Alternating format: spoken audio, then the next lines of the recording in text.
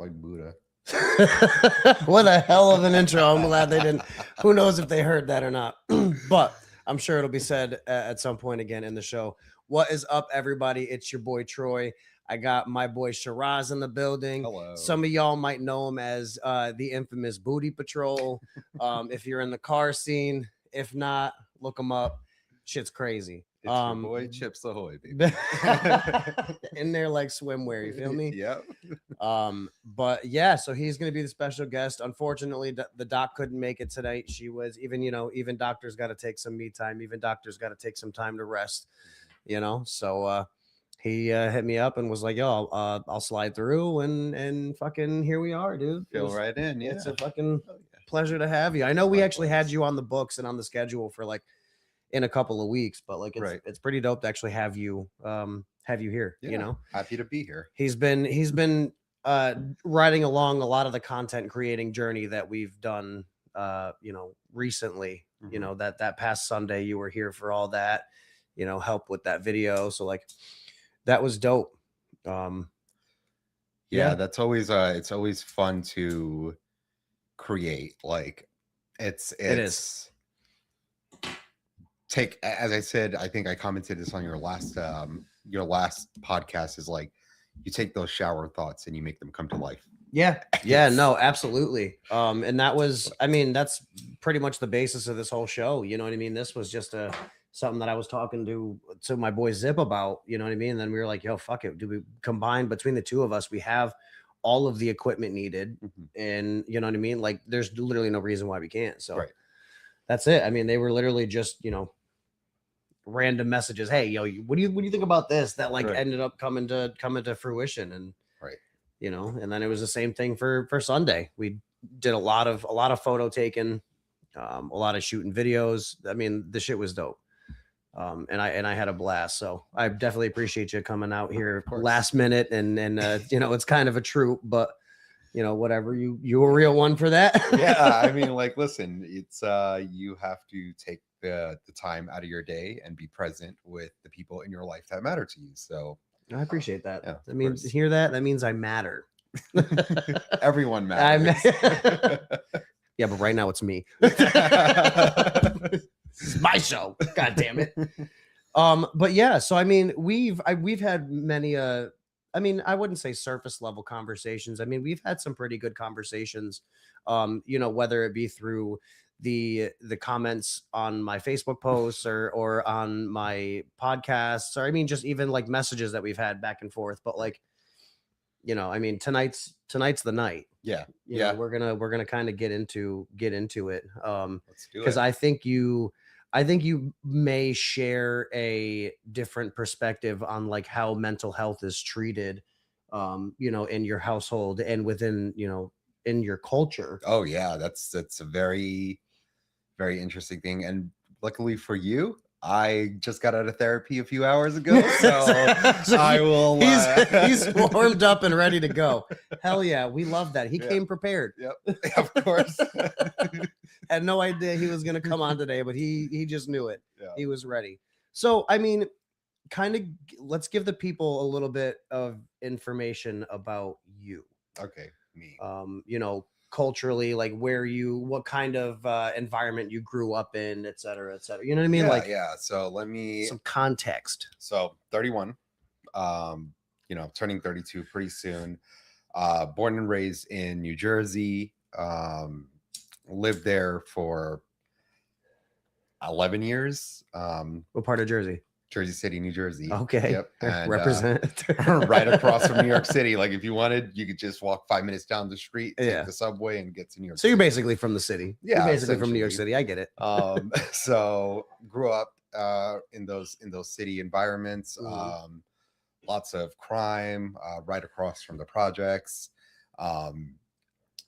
But always maintained a high standard. At 11, whole family moved to Pakistan, and that's because our father wanted us to like kind of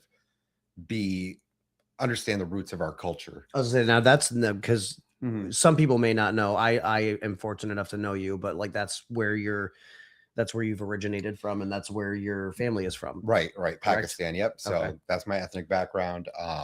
You know, spent 5 years of my life in Pakistan. So from 11 to 16. Okay. Oh, so the Spent, crucial years. yep, very crucial years, very crucial development. You know, your brain is, there's a reason I speak 4 languages today. Right.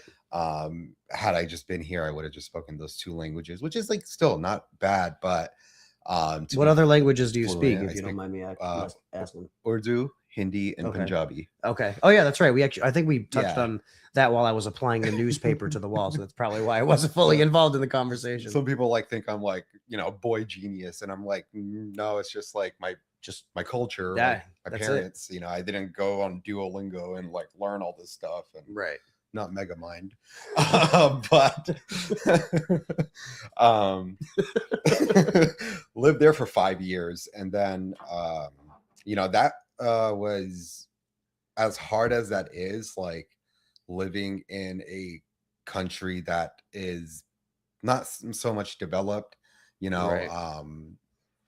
There's no like orderly laws over there, like everything's just so like rogue and so raw, and it's real, Yeah.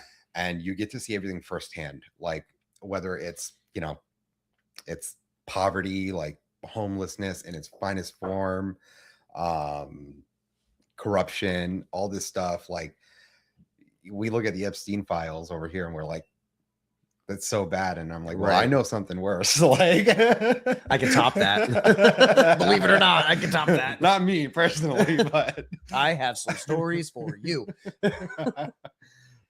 So it's very very, very raw, very real. um at first I like really disliked it, but I love Right. it. I love it. I love that because it formed me who I am today. Hell yeah. Came back here, and it was kind of like at the age of 16, it was like go time. It was sink or swim. Yeah. And it was just me and my 2 siblings that came back, and we just created this life for ourselves. And everyone this day to this day, and success looks different for everyone, but everyone is, in my personal opinion, successful. Yeah. And yeah, so, and lots of trials and tribulations in the middle of all of that. Oh, I can only imagine. Yeah. I mean, just culturally from what you're used to and what I'm used to is night and day. You know what I mean? Like it Yeah. almost, I don't. There's no way to really compare them. Yeah. You know what I mean? Yeah. There's you know, it goes like a lot of you have to, like, when growing up, like over there, you had to be like sharp. You had to be like sharp, but like one of the sayings, it's hard to translate, but it's like you have to be clever. Mm. So You got to be on your P's and Q's. yes, because if you're naive, you will be thrown into the stampede. Oof. So you have to be clever. So you'll see like a lot of like cultural, like people that, like immigrants that migrate over here, they're so clever, they're so strategic with what they do, and you're like, oh my god, like how are these people like straight up just doctors over here, like Right. coming here and they barely speak English, you know? And then that puts them in a whole nother category to like people from America, that, you know what I mean? Like just because they don't speak English, that they're automatically thought of as less than. Right. You know what I mean? And I mean, we do that for everybody that doesn't speak English as their first language. Yeah. You know what I mean? And it's unfortunate, but like I've met some like super, super intelligent people that are working these like almost menial jobs. Mhm. And, you know, and there's such a deep level of intelligence. And Right. like you said, they're sharp, like Yeah. as a tack, dude. Like they don't miss a fucking beat. And you know, I think one of the best things is like over there, like overseas, like, and this is not just Pakistan, but this is like a lot of different countries that I've been to. America is known as like the land of opportunity. Mhm. So when people come here, they don't just come here to vacation or for leisure. They Right. come here for the opportunities and to hustle. And man, do they hustle. I will say that, like, my father, he worked 18 hours a day. God damn. 18 hours a day, 6 of us kids my mom was a homemaker, and he just busted, but we were short of nothing growing up. Damn. We're short of nothing going. I was a spoiled one, to be honest with you. Pokemon cards and this and that. Yeah. So, but I mean, like that's a generational curse that they like worked their ass off to break. You know what I mean? Right. Because I assume that their childhood was nothing like the childhood that you had. Correct. And so on and so forth. Like, I watched my sister like raising her kids, and she's also like giving them a way better childhood than she had, and so on and Right. so forth. And I hope her kids do that with their kids. That's the goal. You right? you have to break cycles. Yeah.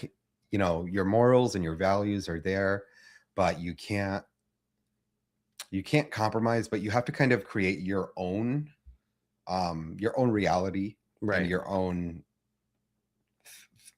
life. You can't just like mimic your parents' life. Right. No, absolutely. Keep talking. Don't mind me. I just completely forgot to turn the lights on. Oh, it's okay. Is it dark in here? I mean, it's a little dark, but the lights kind of add. There's a light right there. Could you hand it to me real quick? I'm so sorry, y'all. I feel like every single time something goes wrong, could you just put that right? Yeah, right back there. Gotcha. Angle it towards the bottom. Nope, towards the wall. Yeah, right there. Perfect. A little black. See, creates some separation. I was looking at the reflection of the purple off of your shirt there, and I was like, something's missing back there. Anyways, back to it. So yeah. Go ahead. Go ahead. No, I mean, I just have questions on questions. So what? How is like? What is the level of priority that taking care of your mental health exists within? Maybe not only your household, but like within your culture and in general. So the priority just in the culture in itself, it's almost like, from my perspective, from what I've seen, it's almost like non-existent, to be honest with you. Right. It's like you grow up and you have like this pressure and this stigma, right? And it's like you have 3 occupations to choose from a Pakistani parent. Mhm. You have a doctor, Correct. a lawyer, Oof. or an engineer. Those are your 3 options. Really? You better pick one. You better pick one. And then you ever see like all those like Southeast Asian memes, and it's like, or Eastern Asian memes, and it's like, if you never get an A, like you're a disgrace to the family. Oh yeah, right? yeah. And it's like, yeah, there's some truth behind that, because like that's how it is in the Asian cultures. Right. I mean, I have grown up with like a couple of like Chinese friends, and Right. like that was the it's a that was standard. it. Yeah. It's very strict. I personally don't believe in, and that's where like you break that cycle, because like my kids are not going to have that amount of like that strictness on them. Right. Be whatever you want to be, but let's talk it out. Let's see what you want to be. You have options. The world is yours. Yeah. I mean, like that's what I tell. So obviously, being a dad of girls, you know what I mean? Like that's what I tell my kids all the time. And it's like, one day my 4-year-old wants to be a photographer like me, or she wants to be a vet, or she, what I mean? Like, dude, like run through 1,000 options if you have to. Right. Like I'm here and I support every single one of them. Right. I think that's I think it's so important to like, empower your loved ones in your life, but also like be supportive of them, as long as it's not malicious or something bad or whatever. Like, be supportive of your loved ones, and I think that goes for any relationship, whether it's intimate or not. Right. Be supportive of your friends. Like, you are doing content creation right now, you have a lot of people supporting you. Yeah, it's good. It is. It's really dope. And it's just like, it goes like with your partner, like your lady, like you're supportive of her, of what she does around the house, how she's growing with you, and you guys are growing with each other. Like, she supports you, vice versa, so like, and there's like, support is more than just cheerleading, it's so many different love languages as well. Yeah, absolutely. And love languages is not just an intimate thing. Yeah. No, I mean, it's simple. It's simple things, really. It's just learning how that person shows you like that they're going to take care of you. You know what I mean? Like I saw a post on Facebook. It was a long one. It kind of kind of seemed like somebody was cutting onions, you know what I mean? Oh, But this guy got diagnosed with like stage 4 like terminal cancer. All right. And he like goes around the house and he's like I saw that. labeling things and like breaking down step by step and like making sure that she's okay. And like, you know, he might not have been like, I mean, this is speculation, but you know, he might not have been like the most you know, affectionate, like physically affectionate person on the planet, but like Right. he's taking care of her, you know. Right. And you know, like I saw that post as well, and I don't know if you shared it or like I don't know where I saw it. It was on my feed, Yeah. and you know, he put like something on top of the water heater, and he's like, "Well, you turn it to this, and this is like these are the instructions." Yep. Yeah. And I love that. You know, it's like you know, those little acts. Like everyone has a role, right? Like he might not know how to clean the bathrooms, and if Right. she were like ill, Mhm. she would tell him how to clean the bathrooms, and he still might not do it. But like, let's be real. It'll take us 4 times of being told to do it, but yeah, that's like besides the point. we go to the grocery store and we just call them, even though we have a list, and we're like, "What did you need again?" Yeah. the list, it's right there. The list in Yeah. front of you. It's right in fucking front of you. The list. And us men also do another thing, and I've caught myself so many times doing it. Oh, let And me hear it's it. when someone's telling us something or asking us something or talking to us, we're Mm. like, "What?" And then we register it, Yeah. and then we're like, and then we start answering while they're in the middle of Right. re-explain. right, and we're like, "Huh?" Oh yeah, no, I heard you. right, yeah. We're like, "Huh?" Huh? like that cat meme. Huh?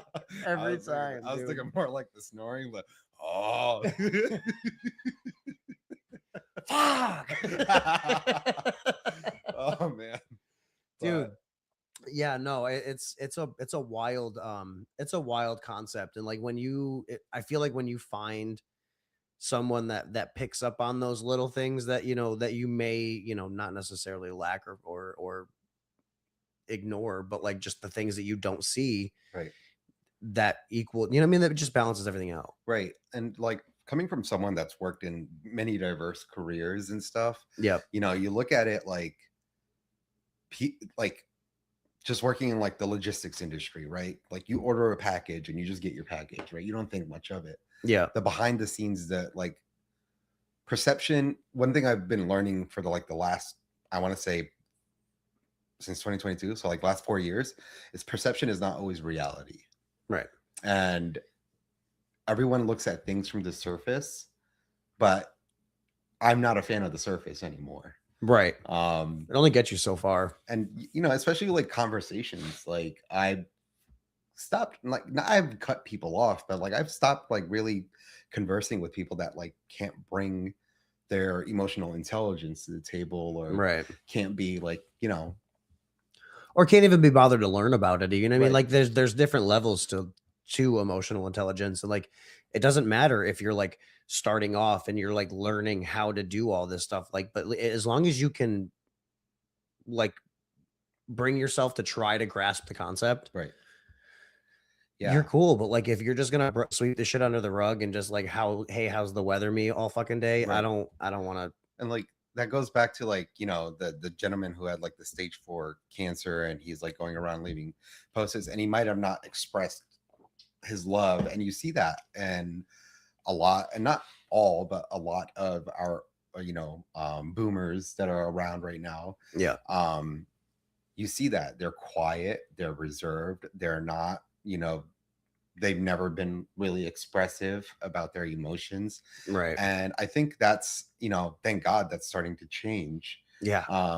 You know, and people like are expressive, they're not just like shutting up and accepting things for what they are. They're advocating for themselves, and I very firm believer you should advocate for yourself anywhere in life, whether Always. it's Yeah. the doctor's office, the mechanic shop, or Yeah. in a relationship, or with your parents. Advocate. Yeah. And it's a very important thing. But you know, we've seen like our elders like kind of not show emotion, right?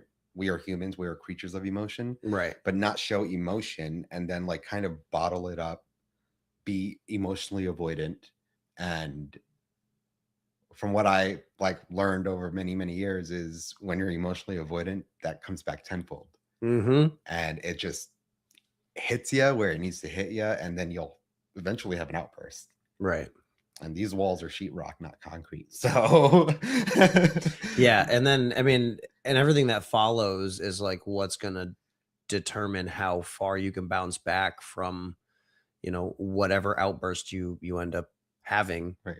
You know what I mean? Whether it be good or bad, but like, and that's where a lot of people fail. It's that learning and coping from that point on. Cause Yeah. like getting to that point is easy, but like, all right, fuck, where do I go from here? All I know is to repeat the cycle. And like people waking up and like choosing to not do the same thing. Every day is different. Every day is a struggle. But Right. like at some point you kind of look back and you're like, oh fuck, like, I kind of did something here. Right. You know what I mean? And right. And I think you choosing like every day, yeah, as you said, like every day is very different, but it's how you like kind of apply yourself on Yeah. on those days. And like I wake up every day and I make it, my goal to make my bed. That's one of the very first things. I read a book recently called Make Your Bed. It's by a retired Navy SEAL who gave a commencement speech at a graduation back in, I think, 2014 at the University of Ohio. Yeah. Well, wonderful. And one of the things that really stuck with me is like during their SEAL training, they would swim in the waters, and they were paired up in teams of 2. Yeah.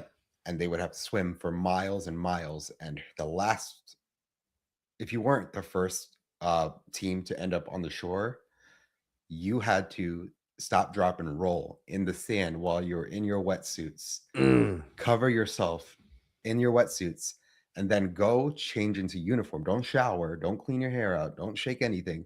Go change into your uniforms or your clothes and be like that for the rest of the day covered in sand. And that's what they called being a sugar cookie.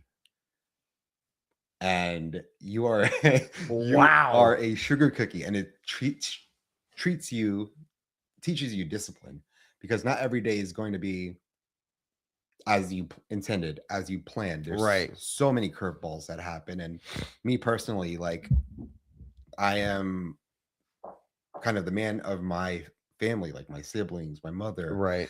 and I have to be there for everyone. So like I could have my day planned out, but if my family needs me or if my loved one needs me, or if, like, for example, last night I had a friend call me at past midnight. I was laying in bed, Yeah. and they're like, "Hey, I really need you." And I got up, and by 12:30 I was at their house Yeah. last night, and I was like, "Hey, what's wrong with you?"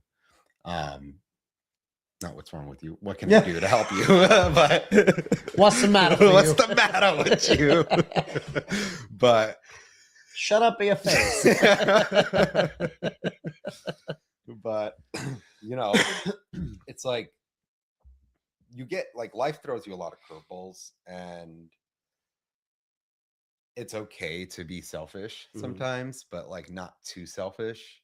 You don't want to like become a shell of yourself. Right. Where you look at yourself in the mirror and you like, Right. you know what I mean? Yeah. You've compromised too many of your values and too much. And I think it's just so important to just be honest with yourself, what your expectations are, and not just like go with the ride of everything and anything, and as I said, like you are in your last podcast, I was commenting on it and I said, you are a product of your environment. Yeah. Right. So, I mean, yeah, it's the nature and nurture thing. You know what I mean? Like both play a significant part, but if you're lacking in one or the other, what you aren't lacking in is just going to be what shapes you. You know what I mean? right. If you don't have that parental figure and you're out in the streets all the time and you're doing all that shit, there's 2 places you're going to end up, and that's in a box or in a cell. Right. And that's, but like at the same time, if you're too sheltered and you don't experience the world and you don't know, you walk around with this like naivety and this false sense of security, right, that you're blissfully ignorant about everything else that really goes on beneath the surface. And it's like, and like I get this a lot, and like what you were like to piggyback off of what you're saying, I get this a lot where people come to me, whether it's male, female, doesn't matter. They come to me and they tell me about their personal stuff. Mhm. I'm not a whistleblower. I'm not gonna go gossip because I hate that. And hate is a very strong word, Yeah. but I don't go around putting people's business out there. I because you never know, and listening ears, a talking mouth, right? Mhm. But I try my best at my up to my capacity to be a safe space for people. Yeah. And people trust me a lot. And there's, you know, like back when I first got into the car scene, I had a lot of guys that were just like, kind of befriended me, and they were just like would talk to me about their feelings. And I remember, I'm not gonna say his name, but I was at H2O. It was probably 2 o'clock in the morning. It's one show I've always wanted to go to. Yeah, it was all right when I went. I think this was 2019. Oh yeah, no. See, I remember back in like 2016 when like, That's when it was good. oh my god, Yeah. never got a chance to go. Yeah, even like when I went, it was going downhill. But regardless, he called me. It was like 2 something in the morning. Mhm. And he says, "Hey man, like, he's someone that has confided within me. He is someone that, you know, I would he stated he had no friends and he needed somebody to hang out with, and I would hang out with him and listen to him. And Yeah, like sometimes people need a talking ear, right? Whether absolutely. regardless if you have a resolution for them or not." And he called me, and this really stuck with me throughout all these years. But he's like, "Hey, he's it's 2:30 in the morning. I'm pretty lit, Yeah, of course. we're having a block party." Yeah. And Nah, I know the vibes. I'm being the life of the party as I was in my 20s. I remember And seeing all those pictures and all those. You were a popular fucking guy, dude. I'm like pushing that lifestyle so away. But I step out because I heard him on the phone crying. And Ah, I said, we'll call him John Doe. And I said, "John, what's going on?" And he's like, "Well, I'm sitting on the curb on an overpass over the highway right now." And I said, "What are you doing?" And he's like, "Well, I'm just tired of existing." And I said, mm, Okay. And, you know, it's one thing you don't want to like, because someone's not in the right state of mind right right, then. You don't want to call the authorities. right. You don't want to push them to the point where like they're going to end up doing something so impulsive where it's going to end up bad.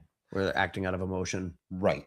Yeah. So, I was able to spend like an hour and a half with him on the phone, step away from the whole party, go all the way into a different parking lot, all the way down the Yeah. street.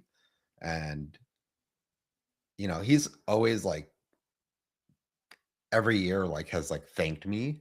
His life has gotten way better. That's awesome. Yeah. And I'm very happy, and, very happy for him. And I said, "Listen, like, I understand your life is getting better, but you also have to prepare for the worst because things happen.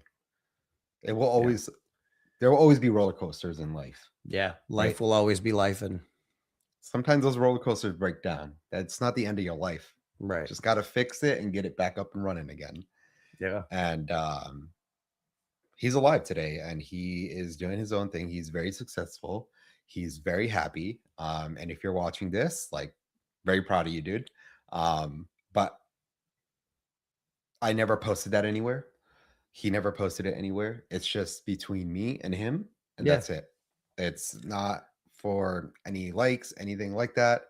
We could have been like MD Motivator and put like a little violin music in the Yeah. background as I'm picking it up from the curb or the overpass, Yeah. with like 18 cameras mounted on my head. Yeah. But Yeah, I mean, especially because like just because of who you were in the car community, like it's a wonder that like nobody, a whole gaggle of people didn't follow you to wherever you were going. You know what I right. mean? Because like you had that like level of notoriety, like people knew you, people knew your car, Yeah. and like you were fucking about as in the scene as you could possibly Right. get. Right. You know? And it was all fun. It was fun, and it still continues to be fun, even though like the car scene has really taken a huge shift Shit. over the last like what few years. Um, and I don't like want to participate in like that takeover culture and all No. that stuff. Like that's not People literally lose their lives at those. right. You know what I mean? Like I've literally watched videos of people getting hit by cars and they're flying 20, 30 feet. Right. Like what fun is that? Like why can't we all just like sit in a parking lot Right. and bullshit like we used to? It's You know, crazy to do that in a country where the healthcare system is so screwed, and right? Now over you're just getting out hit here by playing cars, out here playing with your life like that. yeah, like they don't even do that in Canada. Come on, now they have free healthcare. Like, golly. but I don't know. Stupidity is at its finest. But It's at a all very that- high point. all that to say, like, if you can be one person's even just safe space, like listen to them. Just when you ask someone what's wrong, don't try to find a resolution. Sometimes people just need to vent. Mhm. They just need to talk. They need an outlet. They need to just get it off their chest. Yeah. And you don't even have to talk back to them. But they know they're talking to another human being. Now, they're being vulnerable with you. So be careful what you do with that information. But be their safe space. Talk to them, listen to them. And one of my favorite things with any relationship, whether it's friends, girlfriends, boyfriends, other friends, it's my three favorite words. My three favorite words. Yeah. Tell me more. I love those words because you'll start telling me something, and I know like you can if you're like me, you can read energy shifts. Yeah. And understand people's body language, and they want to get something off their chest, and you just like tell me more. Or even just someone like your significant other telling you about their day. Tell me more. And they begin to confide within you. They begin to trust you. They begin to experience that raw emotion between each other. And I think that's what makes the human connection, the emotional human connection, so beautiful in itself, especially with men. Men usually never have an outlet. They're, like old sakes times. Yeah. You're told to just man up. Yep. Bottle it. Just push it down. bottle Figure it out. Push block it down. Don't, you know what I mean? Like, and then just don't think about it. You'll be fine. Right. You end up doing something. So like some people end up doing some crazy stuff, and some very out of pocket shit. Right.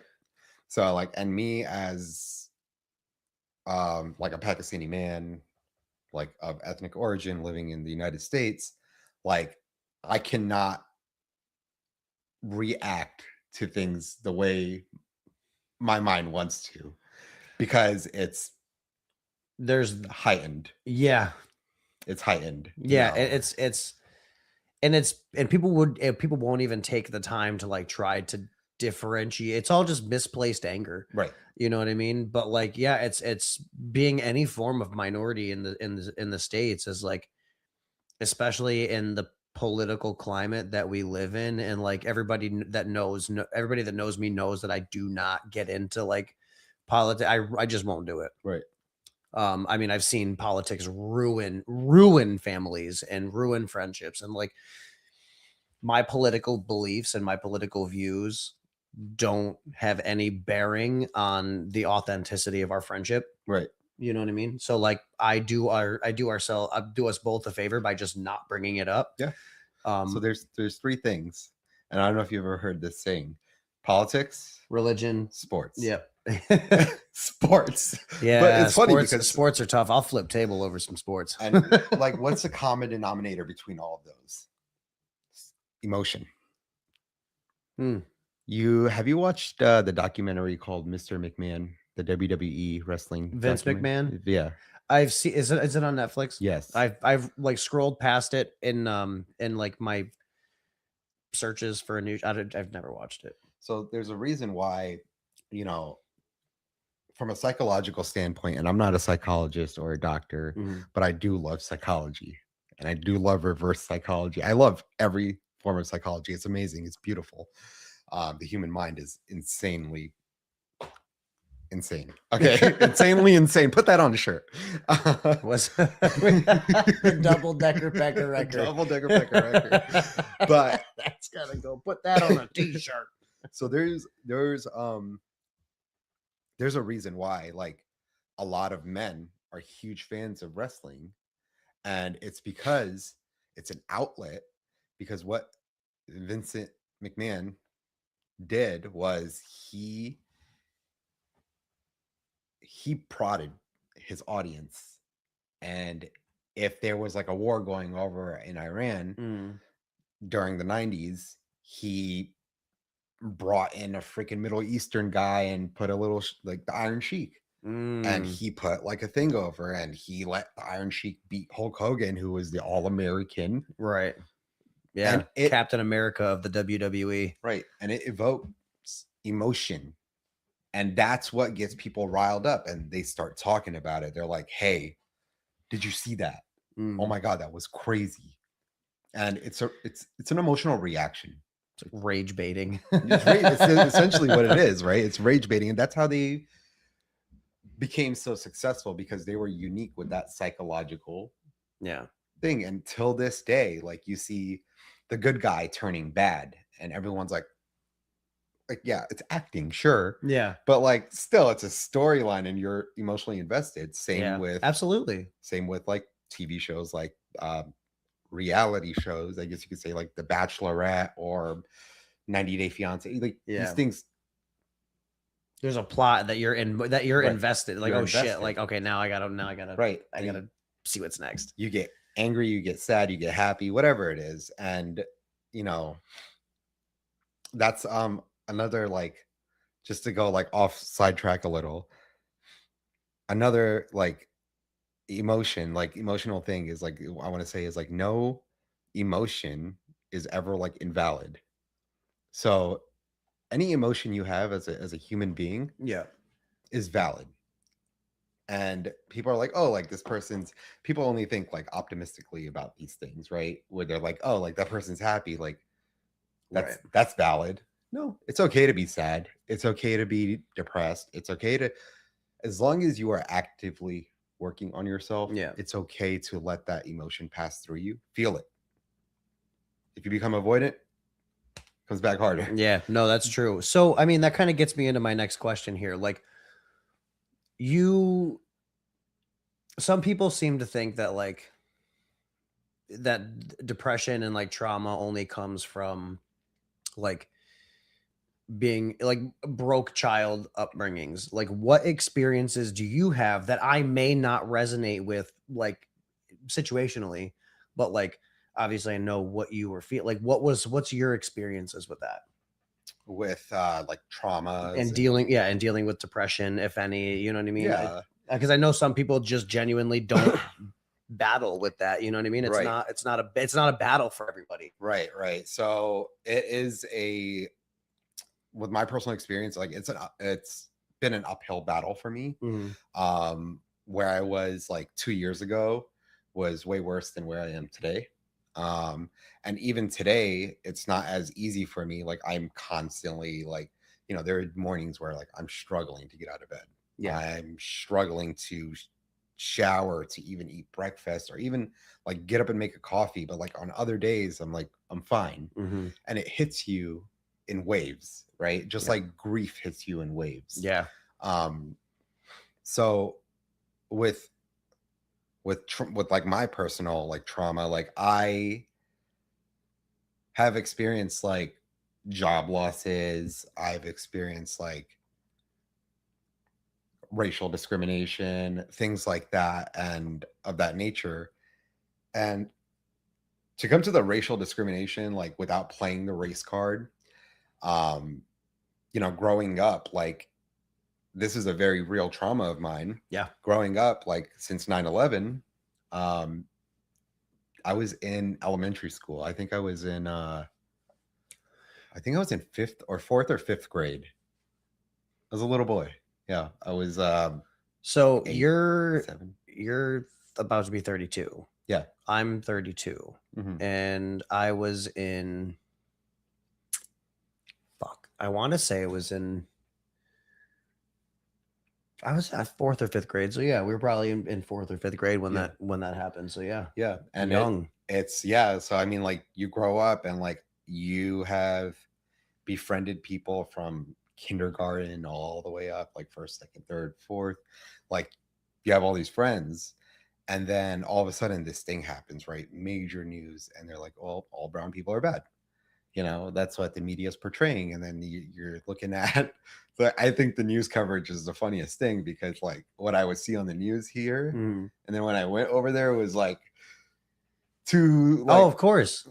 like they're showing people riding on camels in the sand on the news here, but like Mhm. when you go over there, you're like, oh, it's just a city. Like you just like just freaking cars and stuff. Like no one's riding a camel. Oh, Like I don't think I've ever like nobody's riding a once in my camel. 5 years living there, I've never seen one person ride a damn camel.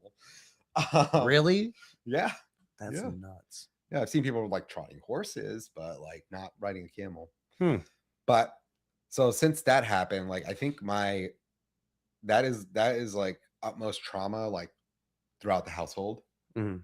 It's like 6 of us siblings, 2 parents, and every one of us got a taste of racial discrimination And that's such a racism. young age. Yeah. Like that's Yeah, and that's like how you it's disgusting. and your brain is like a sponge when you're that little. Like Mhm. you're a baby and you think, okay, if someone's calling me bad, if multiple people are calling me bad, I must be bad. I must be a really bad person, Yeah. And I think that was like part of one of the very big reasons our dad was like, let's jump ship for now. Yeah. Like it's Let really things bad. cool down a little bit. We've tried for 4 years and it's getting really bad. And he was like, him as an adult, like us as like minors, we didn't really get like, yeah, we have had like crazy fights in school and stuff Mhm. like that. But like he would like get assaulted and he was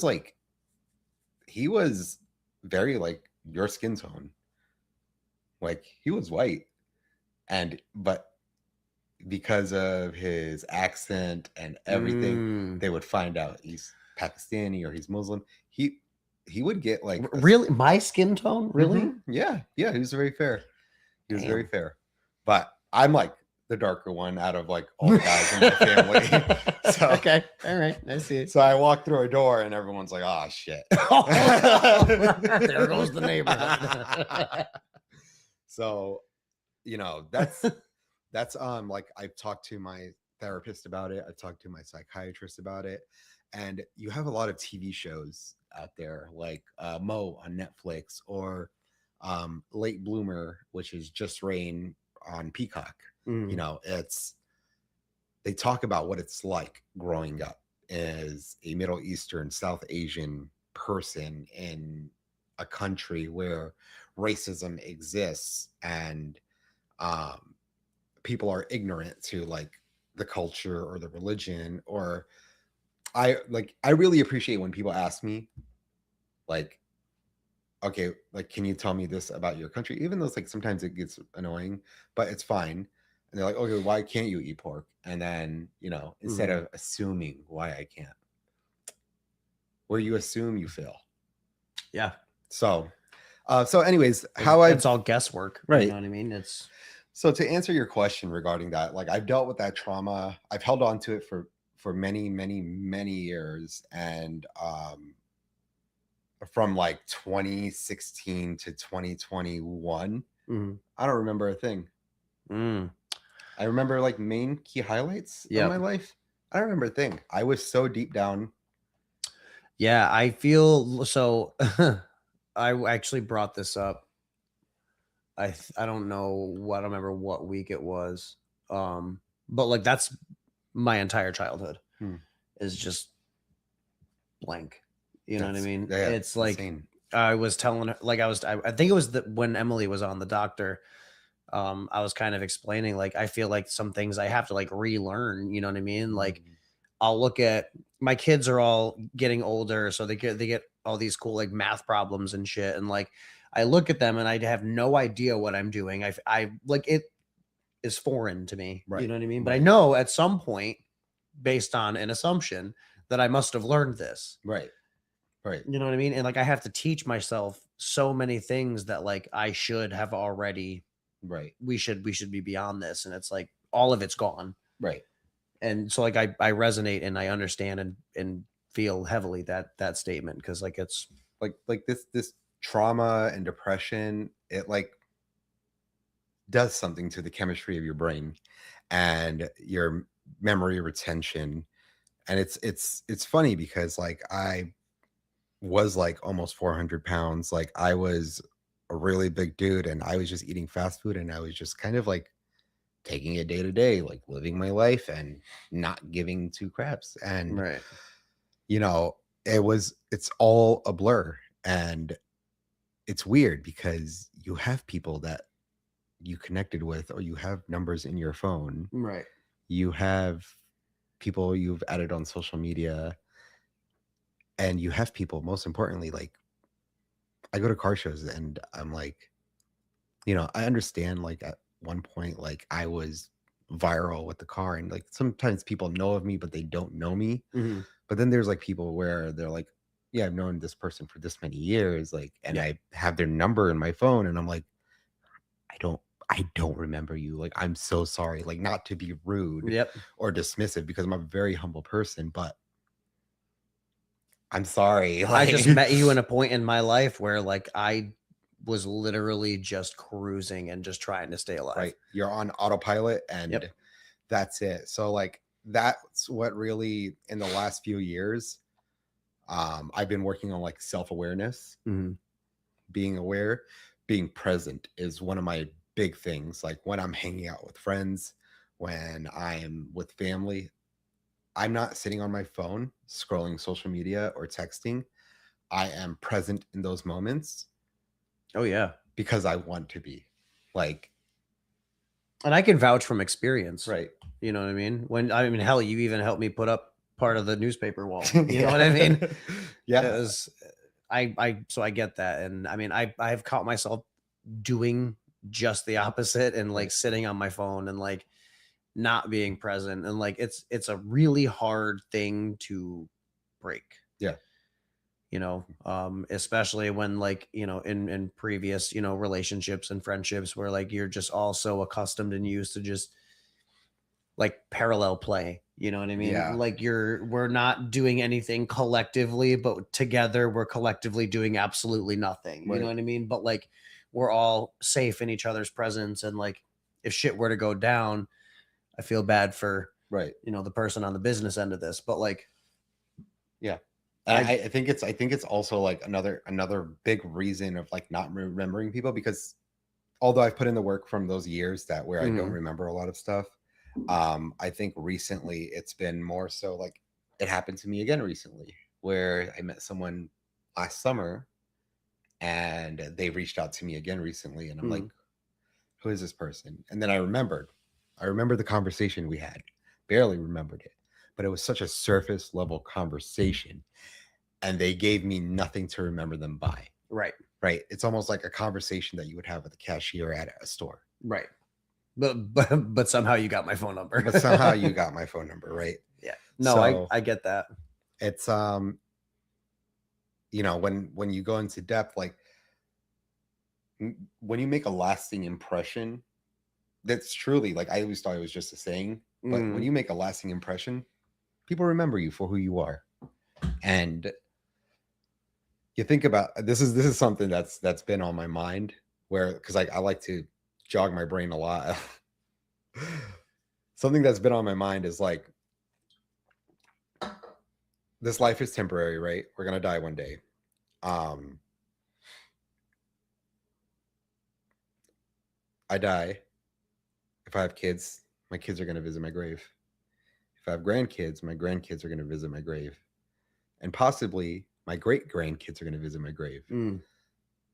3 generations after that, who's going to visit your grave? No one. No, because there's not going to be anybody that's present on the planet that's going to even know who you are. Right. So like within like what, 180 to 240 years, you'll be forgotten about. Right. And If you're if you're lucky. If you're lucky. And that's, I think it's so important to do good in this world, to, no matter what it is, like even if you're expecting something out of being good, then don't be good. Right. Don't expect anything out of being good, but go out there, and what you want to leave behind in this world is legacy. If you leave legacy in a positive manner, don't go into malls and schools and stuff, but in a positive manner. Sorry.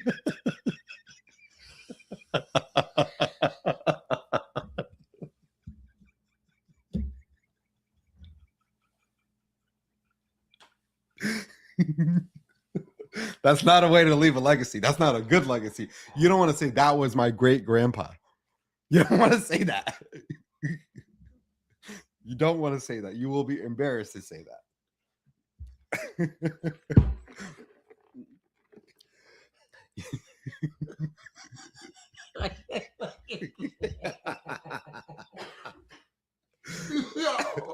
Malls and schools is it's funny, oh but my it's god, not movie theaters too. Movie theaters wild. Is wild. Oh my fucking god. You don't want to leave that kind of legacy. You don't want to leave that kind of legacy. And oh my god, you want to be remembered for something, and right, that is up to you. It's what you create, what you do, what you invent, what you put out there. The work you put out there is what the world is going to remember you by. Yeah. Right. And you essentially like shape the future generations of your bloodline as well by doing that. So like this podcast, I mean, they might find it in a time capsule many years from now, and someone's going to be like, that's my great grandpa. I know I'm gonna lose hair. So like,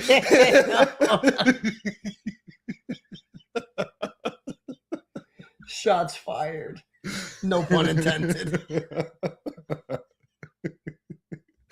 Oh man. Oh my god. So yeah, I am bald. Yeah. It's you want to like leave your mark over here, and in a very on the right side of history, right?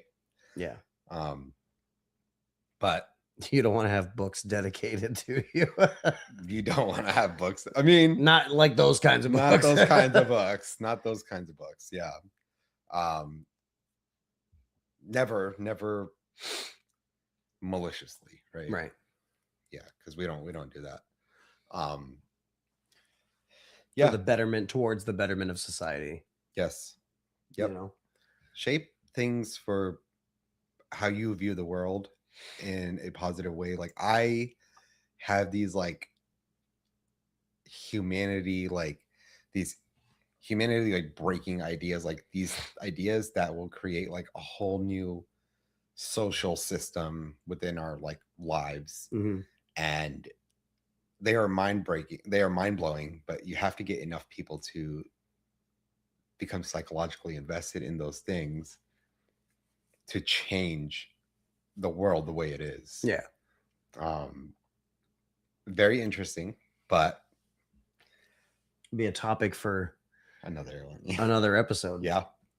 Maybe the second episode that you come back for. Yeah. Or the 100th. Or the 100th. If we make it that long. I mean, we've made it to episode 16. So we're 4 months in. If you think about it. That's good. Can we do one on the beach? I'm not taking my shirt off. perverts. Neither am I. Yeah. Gonna leave my pepperoni areolas alone. Oh my god. But I think it's like, so like we could though. I mean, in theory, as long as none of my shit gets like sandy, we could absolutely do a podcast on the beach. You know what? The only problem is going to be What? The wind. You could kind of lapel mic it up. I do have those. They're in the bag over there. There you go. Yeah, I mean, we could do that. Yeah.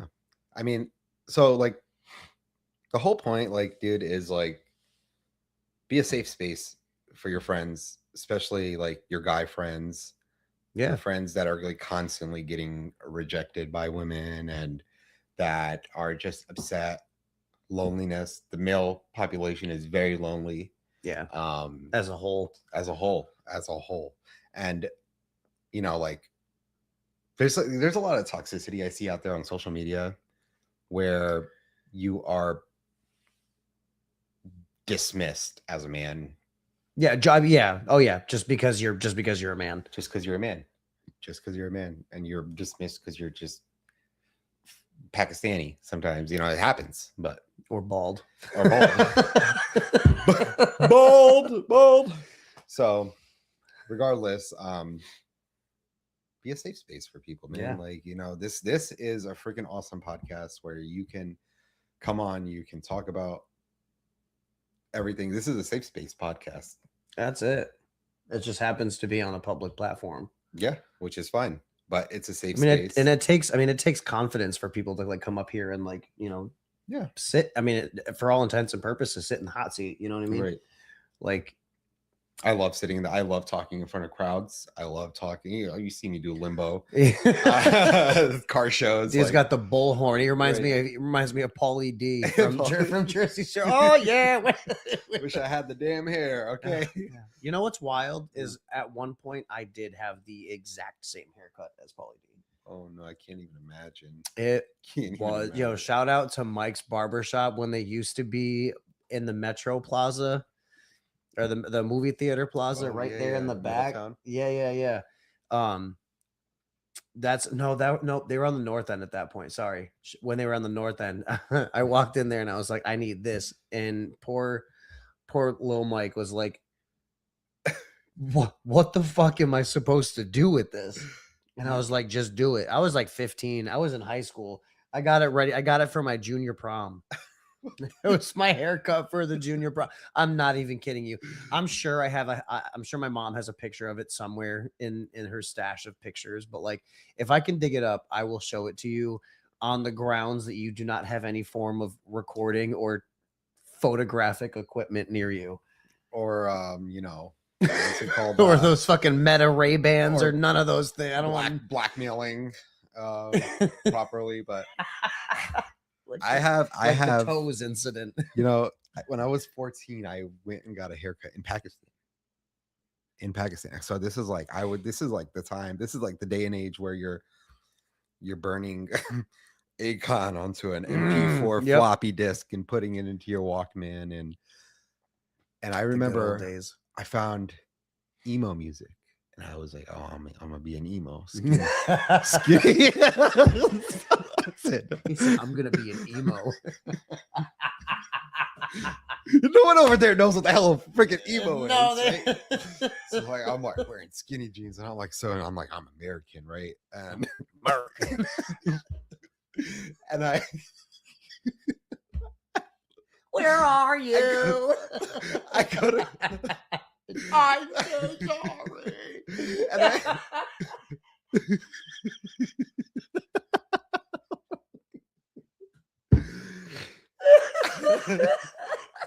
when I was a young boy. Oh my God. You're gonna love this.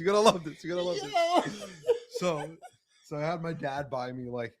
We had to go to like this internet because you can't just buy jeans anywhere, right? Right. We had to go to this international market in Pakistan. Oh my God. And I had to get skinny jeans, but I was like telling the shopkeeper, I said, the tighter, the better. I love this. going down, down. On a public platform is crazy, but I want people to know this. Yo. And now I wasn't couldn't just get access to straight edge videos or anything like that, so we were good on that aspect of the emo American lifestyle. Oh my god. But I did. So I got like band t-shirts and stuff like that, like printed over there, like, and baby. I had these I had these like, they were like, I couldn't find Converse, so I had to like settle for like these Reeboks, but they were like, they look like shiny leather Reeboks. It was bad with white soles. They were black with white soles, and just like you, buddy. here's that.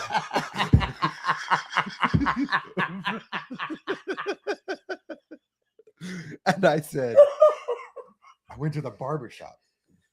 Full circle. I went to the barbershop and I said, I showed him a picture. Who was on the picture, Sheraz? This guy had like spikes. It was like a Tumblr picture. Oh my god. He had spikes. And like the Liberty spikes? No. Like, like just okay, normal okay. spikes, All right. Yeah. But he had like a little Oh, side bang.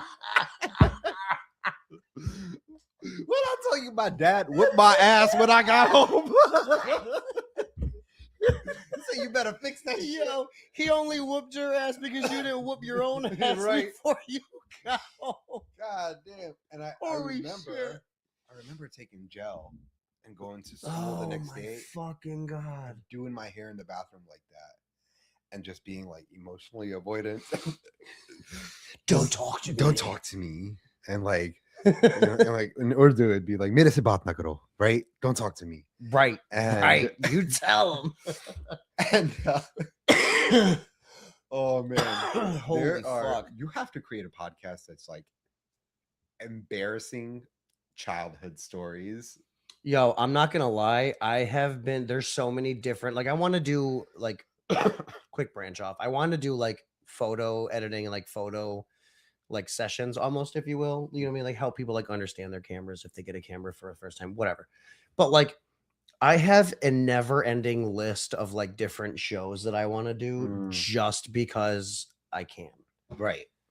Like I have this one, and then we can have like a music one, and then like come on here and tell me your fucking most embarrassing story in your fucking your prime emo years, because I need to hear that shit. That heals something in me. Right. You know what I mean? I want to put it all out there. I give you guys all of my shit. Right. It's time for some retribution. I think so. Like one of the other like things like that I've dealt with, like in depression, and this is a very important thing, and this is why I've done a lot of, especially my car. This is why I've done a lot of things that I've done in my life. So being depressed, getting into a wreck back in like 2014, severely depressed. But I made it my goal when I was in rehab, learning to walk again, laying in a bed. No one like really visited me. I had like one friend from high school that would come, and I would talk to the nurses. Yeah. Like my family was busy, like they're busy going to work. They're just busy, right? And they would visit me. It's not like they just abandoned me and they're like, "See you later, grandpa," like most Americans do. Right? So like yo. Grandpa at what, fucking 20? What, you're 21 at that 21, point? 22. Grandpa at 21 is fucking diabolical. So I said, I remember there was this nurse, and he woke me up at like 3:00 in the morning, and I said something stupid. Like he woke me up to give me medication. Yeah. And I said something very like a dad joke almost to him, and he like started dying laughing, and he's, you know, working night shift, and he's like, "You don't know how much I needed that." And he's like, "You put a smile on my face. You changed a lot for me." Yeah. And you know, he's telling me how he feels, and I was like, while you're the one laid up in the hospital bed. Like, that's crazy. Right. And I'm like, that's good. It makes me feel good. And Like I needed that. right. And I made it my goal, and Mm. I haven't failed since then. Every single day, no matter if it's virtual or in person, I have made a person smile, whether I have to make a fool out of myself or if it's just starting up my car and driving it 2 blocks down the road, Yeah. which is another reason why I did something so ridiculous Yo, to the point where it's like people scratch their heads and they start laughing. you split the internet for a very long time. There were so many people who thought your car was like the most grotesque, Yeah. awful piece of machinery that ever existed on this planet. Right. And then there are other people who would have publicly shamed them in the middle of Salem. Right. You know what I mean? Because they rode so hard for your car. I was one of the latter. Right. I fucking love that car. Yeah. I and you just wait. Like I'm hopefully by this summer. It's I can't wait. It's oh my god. But that is one of the reasons I did that. And then just growing up, like from that age, like I just constantly like will make a fool of myself. Mhm. I don't care. Because here's the thing. People are going to judge you regardless of what you do. People will always be split, like you said. Yep. When you are a public figure, you get both hate and love. Yep. And it's how you deal with it. It's about how you respond and not how you react. Mm. Always respond, don't react, because people feed off of your reactions. That's how they did their rage baiting. Right. You know what I mean? They're gonna find a way to get you to come out of that Right. character that you portray yourself as on social media. And if you're legit to your core, like they're never gonna get what they're looking for as far as a reaction. And it frustrates them. Oh, It frustrates them. It frustrates people. And I will like go out in public, and sometimes like I have strangers, for example. I'll say something like obviously like appropriate, but like stupid to the point where like it makes someone laugh or makes someone feel good about themselves. Like I was in CVS yesterday looking for Pokemon cards, and the cashier had like nice hair, and I'd be like, dude, you have nice hair. And that's another thing. Like I compliment people where I see fit. It's not people are like so afraid to go up to strangers and be like, hey, or like I'll go up to like someone's mom and I'll be like, I love your shirt. Like that is a great design. Yeah. And you have to also like kind of do it in a non-flirtatious way too, right. like you don't shit, that's cool. right, Like, right. okay. It's your delivery, right? Yeah. You don't want to come up as like, well, this guy's creep. Like we call the cops, right? And it's like, suspicious brown man. Here we go again. Here we go again. Here we go again. So GTA. But I do love complimenting guys because it's so funny to see their reactions. Yeah. Where they're like, whoa, no one ever says anything like that to me. Yeah. It's not normal. Right. I'll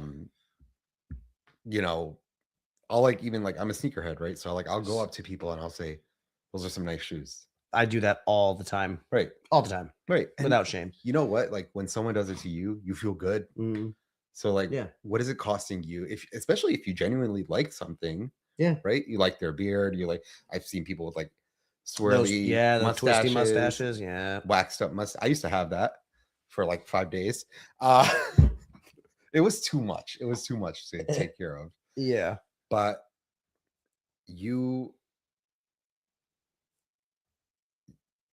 I see it as a chain reaction of positivity that you can spread into the world.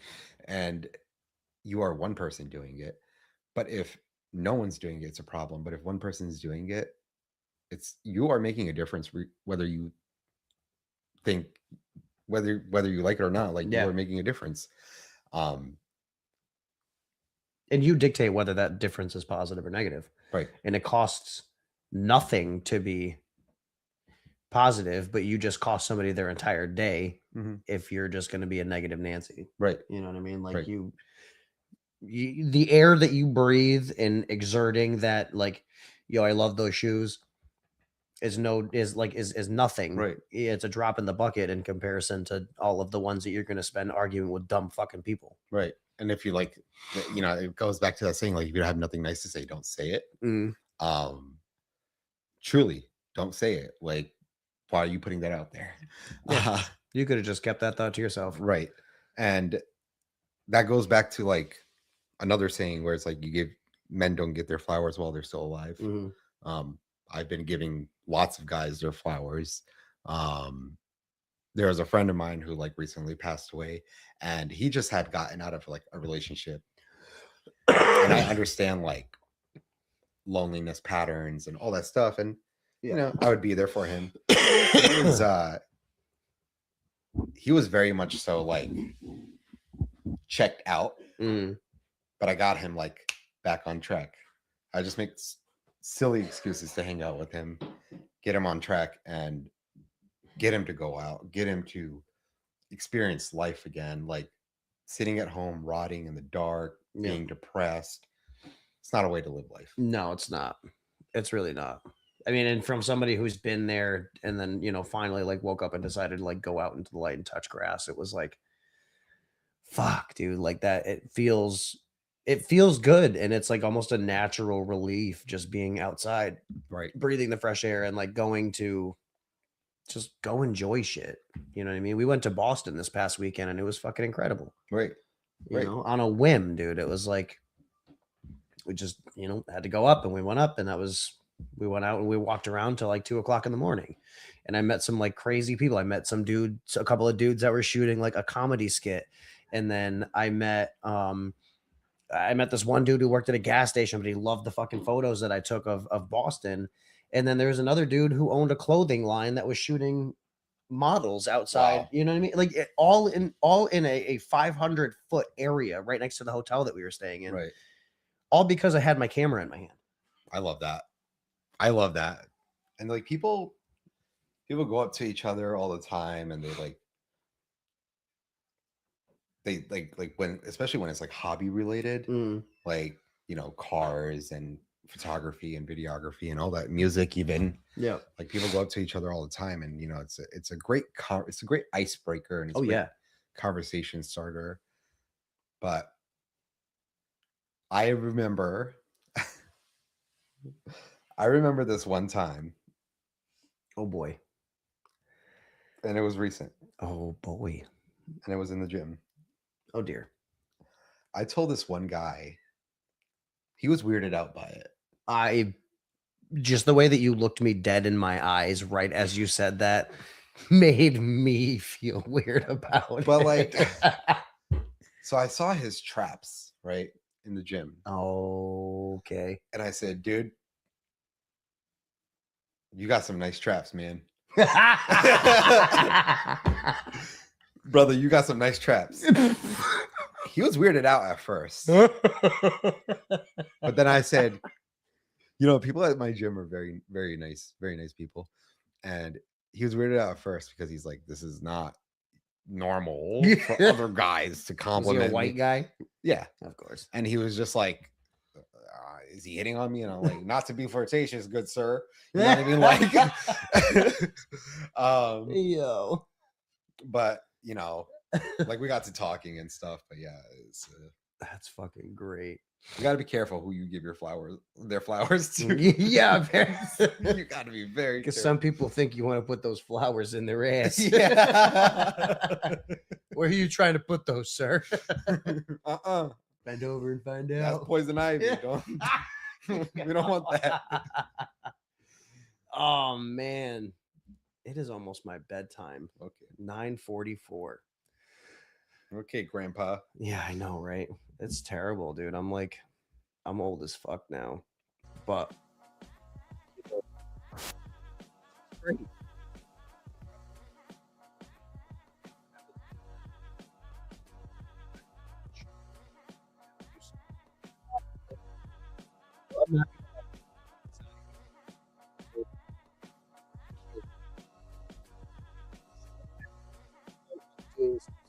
And like I kind of rely, I feel like Matt Rife in a sense.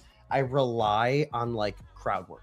Yeah. You know what I mean? Like I rely on like input from the people who are watching, which most times isn't that many. Yeah. Your consistency pays off. Right. I mean, and that's why like I'm no matter what, I'm here, whether it's me by myself or somebody that I can just like, hey, yo, could you just fucking come on the show? You know what I mean? Yeah. What happened to my camera? Oh, did I bump shit? I probably bumped something. I'm an asshole. Help, he's dragging me out the house. Somebody help. Oh man. Well, I'm gonna utilize that as my sign to get out of here. So it's me, your boy Troy. It's your boy Chips Ahoy. Yeah, Chips Ahoy, big dog. You will catch me live next week here, Facebook, YouTube, 8:30 p.m. I'm not entirely sure who's on the show next week, but I'm sure I will figure that out. I've got nobody scheduled, so I don't know. Maybe it might be an awkward solo show. You do talk to Chat GPT and yeah, okay, back and forth. okay. Alrighty, well, you'll catch us live next week. Love you all. Peace. Peace from the Middle East.